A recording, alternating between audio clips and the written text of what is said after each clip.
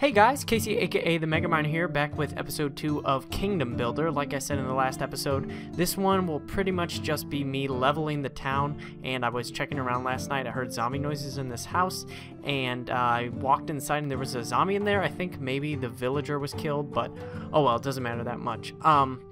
There's a couple problems with this episode right now. Right now I'm re-recording my intro because for some reason I lost the file for it. As you can see, I'm like wandering around with this creeper following me. I swear, just based off that first episode, we now have like a creeper problem, and I don't know why, honestly, but pretty much what this episode will entail is just me telling my old McDonald's story as I show the time-lapse of me leveling the town. So hope you guys enjoy, and then in the next episode I'll show you all the resources that I collected, and we'll pretty much just move on our merry way. As you can see there, that creeper blew up that little side of the mountain pretty much, but I'll see you in a bit.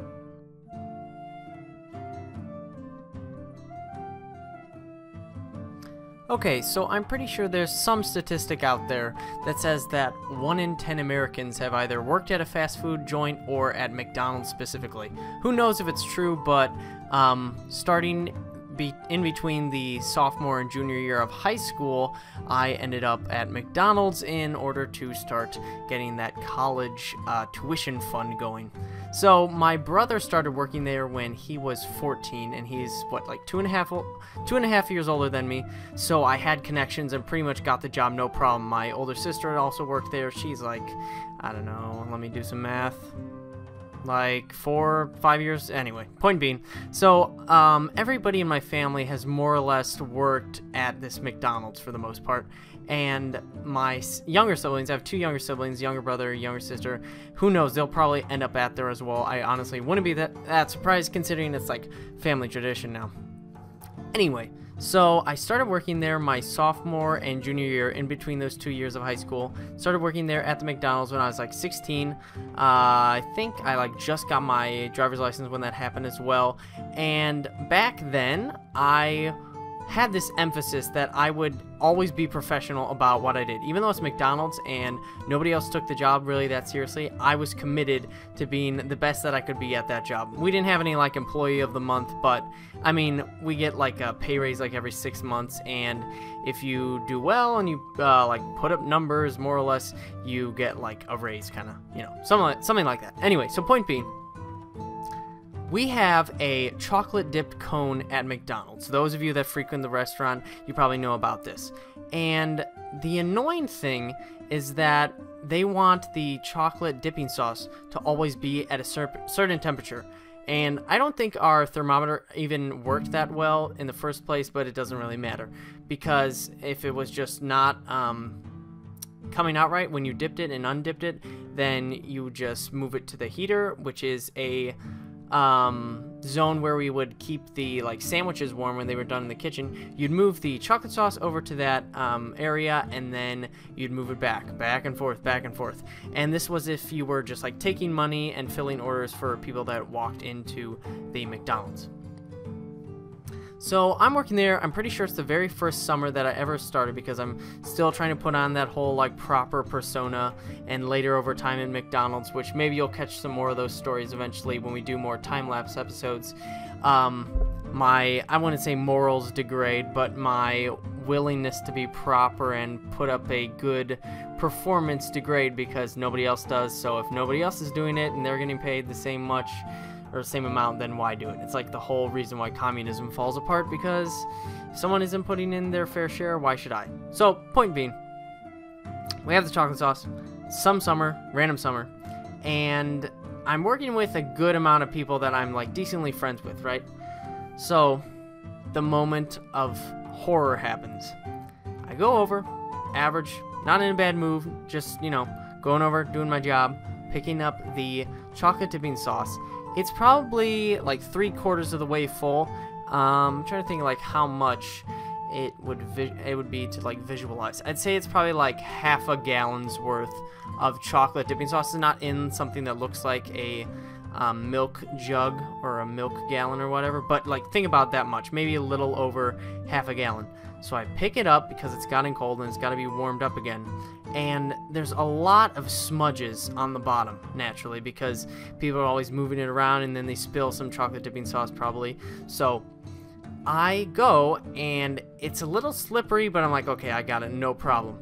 So I'm moving over right where the kitchen is so I can warm up the chocolate sauce, and boom, for some reason, I think I was carrying it with like both of my pinkies on the bottom, which is a horrible idea.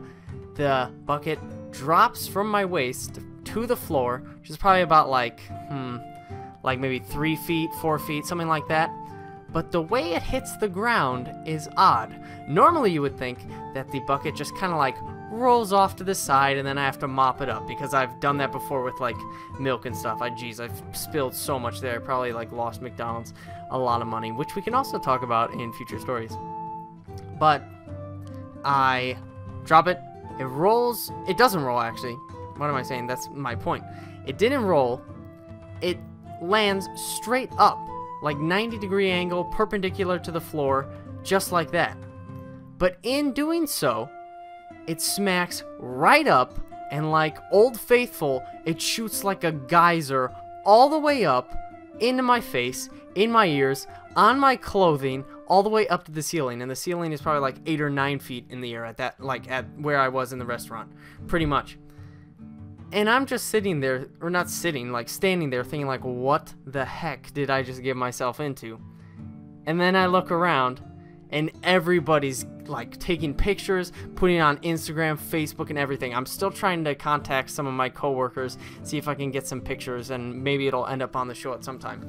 But I turn around and everybody's got their phone out, and this is like 4 o'clock, so there's a decent amount of employees at that time. I don't see anybody like customers in the like the front counter, so that was good at least. I mean, who cares if I embarrass myself in front of some average Joe? But I am just decked out in chocolate at this point, and so I'm not like crying or like freaking out or something, although I have cried in the past. More stories on that. I'm just sitting there, and my sister is working there at the same time, because I'm pretty sure at this point she was like working over the summer, something like that. And she's like, holy deuce, what did you do? She didn't say that exactly, but I end up going home, clocking out, going home, taking a shower, going back, but I still smell like chocolate. It's a good song, by the way, Chocolate by the 1975. Smell like chocolate so much. Like a couple days later, I even like found some like bits and pieces in my ear still. It was that bad, and I hardly ever lived it down. At this point, I kind of like brag about it to other people, like, you really can't do much worse than me dropping a whole like half a gallon of chocolate sauce on the floor everywhere.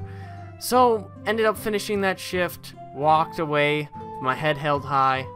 Done far worse things at McDonald's, so luckily this wasn't the worst of them. But that is probably the most embarrassing thing I've ever done in my life. Still trying to get some of those photos. I would have figured people would have tagged me back then, but whatever. So yeah, that's about it. And now we will cut back to when the time lapse ends.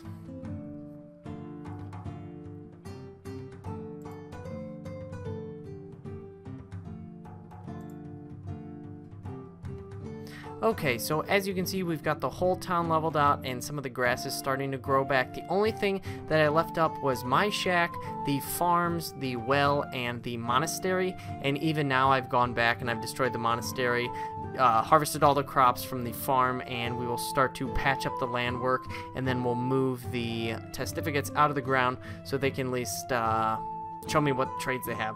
So I think next we'll set up the entire layout, or not entire layout, but most of the layout for the ground. I'm thinking that my castle will probably be on this hill. We'll move all of them out to the fields, and we'll get that done. I'll probably have to do a lot of mining, grab those pumpkins that I just clicked at, and yeah, that's about it, I gotta say. So thanks so much for watching, everybody. It was a different episode. Let me know what you think, especially, and maybe I'll share a couple more of those, but yeah, that's about it. So thanks to everybody, and I'll see you guys in the next video. Peace. Hey everyone, thanks for watching my video. Don't forget to comment, like, and subscribe, or check out all the links on the screen now. Other than that, I'll see you next time.